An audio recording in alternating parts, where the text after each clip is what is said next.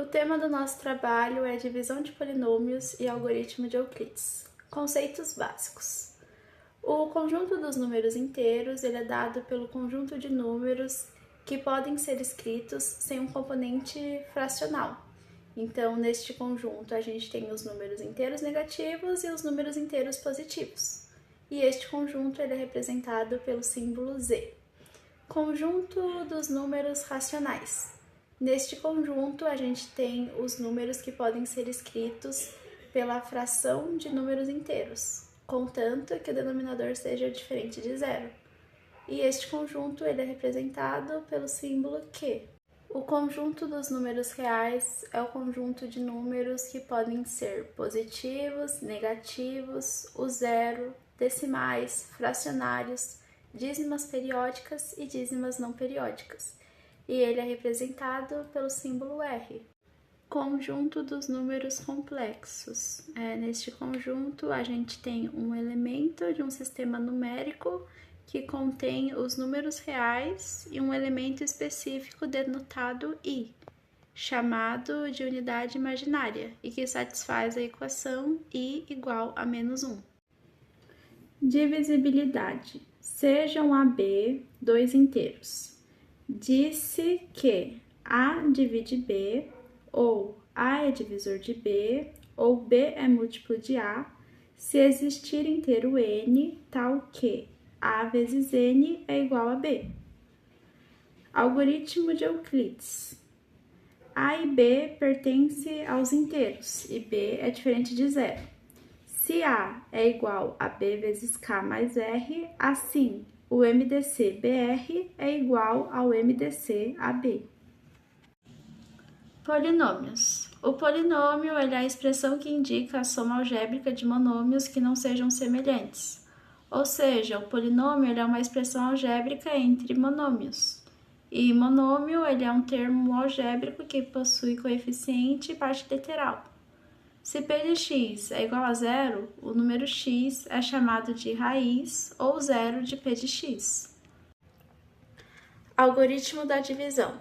Dado A pertencente aos inteiros pelo algoritmo da divisão, seja D, Q, R pertencentes aos inteiros, A é igual a D vezes Q mais R, onde D é divisor de A, Q é o quociente da divisão D por A, e R é o resto da divisão D por A, onde o R ele é maior ou igual a zero e ele é menor do que D. Se D divide A, o R é igual a zero, e se D não divide A, o resto ele é diferente de zero. Algoritmo da divisão generalizado para polinômios. P de x é igual a D de x vezes Q de x mais R de x. Então, a gente só fez a substituição adequando para polinômios. Sendo assim, o objetivo é encontrar um conjunto numérico que sempre exista divisão de polinômios, ou seja, não haja resto entre a divisão de dois polinômios. E agora a gente vai ver a divisão de polinômios. Nisso a gente vai utilizar os conjuntos inteiros, racionais, reais e complexos. Primeiro, indo para a definição da divisão. A gente fala que p de x é divisível se p de x é igual a d de x vezes q de x mais o r de x, onde o r de x ele tem que ser igual a zero. A gente vai chamar d de x como divisor de p, e a notação vai ser d de x divide p de x. Aí a gente sabe que o d de x ele vai assumir uma forma x menos a. E o a ele vai ser raiz do polinômio p de x, onde o p de a é igual ao d de a, que é igual a zero. Nisso, o MDC de p de x e d de x vai ser diferente de 1. Então agora a gente vai ver isso dentro de cada um dos conjuntos. Primeiro, a gente trabalha no conjunto dos inteiros. Então a gente vai fixar o p de x nos inteiros. Então vai ser um polinômio inteiro. E a gente vai ver o que acontece com o d de x dentro desse conjunto, dentro dessa divisão. Vamos ver exemplos. Primeiro exemplo, a gente vai ter o p de x igual a x ao cubo mais 2x menos 3. E a gente vai pegar que o d de x vai ser igual a x menos 1. A gente sabe que 1 é raiz de p de x. A gente consegue ver 1 aqui vai dar 1, vai somar, vai dar 3, menos 3 vai dar 0. Ou seja, o p de 1 é igual a 0. Portanto, d de x, por definição, é um polinômio raiz de p de x. Então, teoricamente, ele tem que dividir p de x. E a gente vai ver.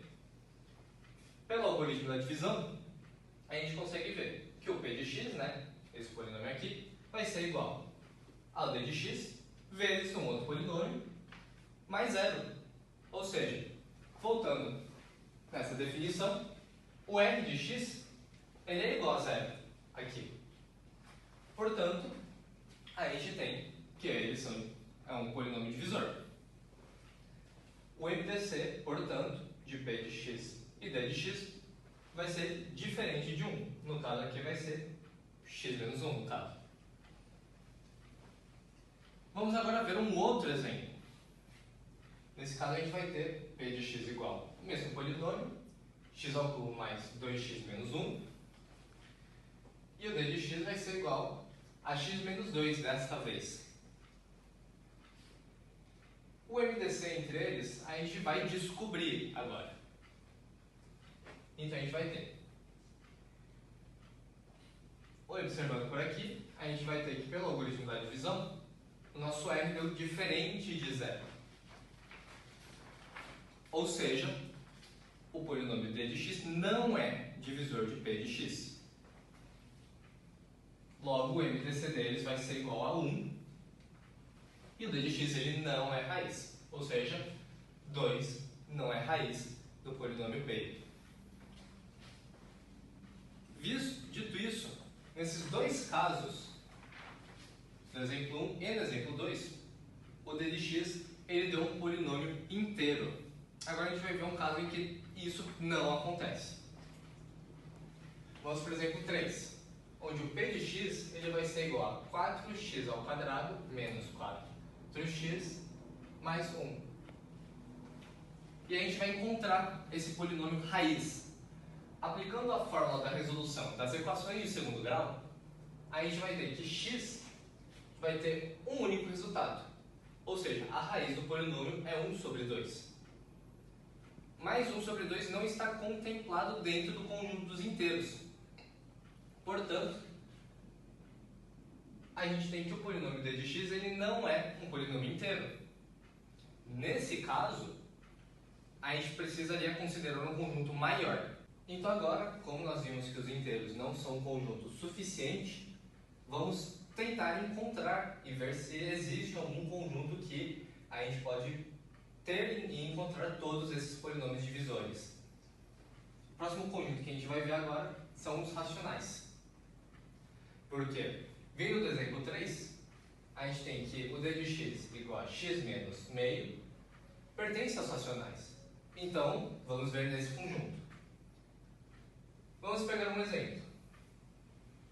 x ao quadrado menos 2. Para isso, a gente vai ter que encontrar as raízes. Lembrando que a partir de agora, a gente não vai mais conseguir utilizar divisões e MMC. A gente ainda vai ter o conceito de polinômios divisíveis, mas não vamos encontrar pelo MDC. Portanto, vamos encontrar as raízes, já que nós vimos que um polinômio ele pode ser dividido por um polinômio raiz. Vemos então que a raiz de p vai ser x mais ou menos raiz de 2. Portanto, nosso polinômio raiz d de x é igual a x menos raiz de 2 ou x mais raiz de 2. O que é um problema, já que raiz de 2 não está nos racionais, ou seja, d de x não pertence aos racionais. Teremos então que ver um próximo conjunto. Vamos para um conjunto maior, conjunto dos reais, pois raiz de 2 pertence aos reais, ou seja, esse polinômio d de x que nós acabamos de ver, x mais ou menos raiz de 2, pertence aos reais. Então vamos ver um outro exemplo. p de x igual a x ao cubo menos 1. Fatorando esse polinômio, a gente vai ter que x menos 1 vezes x ao quadrado mais x mais 1 vai ser esse nosso polinômio. Encontramos suas raízes, utilizando as fórmulas. Utilizando a fórmula da resolução da equação de segundo grau, nós vamos ter que x vai ser igual a 1, x vai ser igual a raiz de menos 3 menos 1 sobre 2, e x vai ser igual a menos 1 menos raiz de menos 3, raiz de menos 3, sobre 2. E encontramos um problema, porque raiz de menos 3 menos 1 sobre 2 não pertence aos reais. Ou seja, se nós formos fazer um polinômio d de x divisor, esse polinômio não vai pertencer aos reais. Precisamos então procurar um outro conjunto maior. Chegamos então ao nosso último conjunto conhecido, os complexos, onde sabemos que raiz de menos 3 menos 1 sobre 2 pertence a alguns dos complexos. Então, d de x, que vai ser igual a x menos raiz de menos 3 menos 1 sobre 2, pertence aos complexos. Nosso polinômio divisor ele pertence aos complexos. E chegamos a uma dúvida. Seria os complexos um conjunto suficiente para a gente poder caracterizar todos os nossos polinômios divisores d de x? Para a gente verificar se os complexos eles são suficientes ou não, a gente pode ver o teorema fundamental da álgebra. O que esse teorema diz? O teorema fala: todo polinômio com coeficientes nos complexos possui raiz complexa. O que nós podemos ver com isso?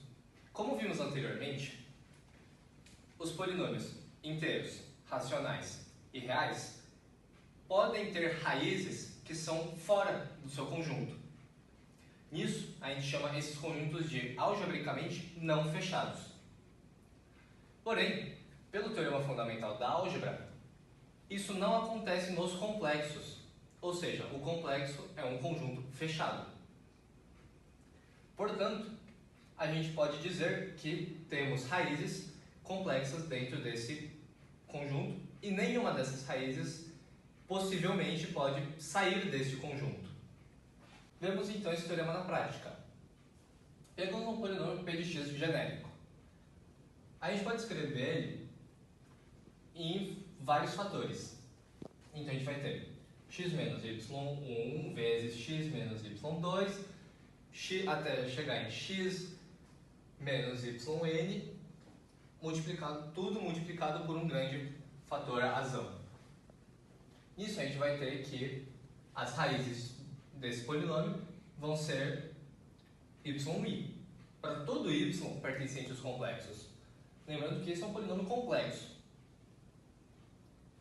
Portanto,